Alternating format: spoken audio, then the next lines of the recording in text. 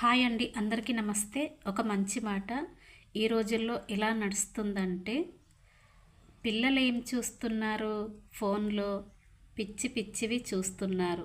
పెద్దలు ఏం చూస్తున్నారు, టీవీ సీరియల్స్, ఫోక్ సాంగ్స్ చూస్తున్నారు.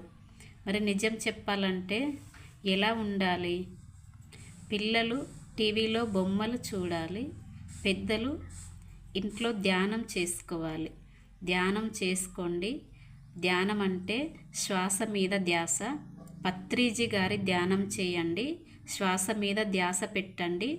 ప్రతినిత్యం ఏదో ఒక టైంలో 1 గంట సేపు చేసుకోండి. ఇంట్లో శ్వాస మీద ధ్యాస పెట్టి చేతి వేళ్ళు ఒకదానిలో ఒకటి పెట్టుకొని కళ్ళు మూసుకొని ధ్యానం చేయండి. ప్రతినిత్యం 1 గంట ధ్యానం చేయండి. ఇంకా సామూహిక ధ్యానం చేస్తే చాలా మంచిది. అందరూ ఒకే చోట చేరి ధ్యానం చేస్తే చాలా చాలా మంచిది.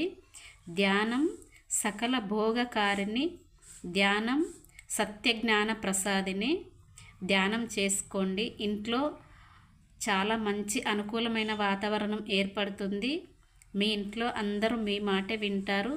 మీరు చెప్పిందే వేదంగా నడుచుకుంటారు.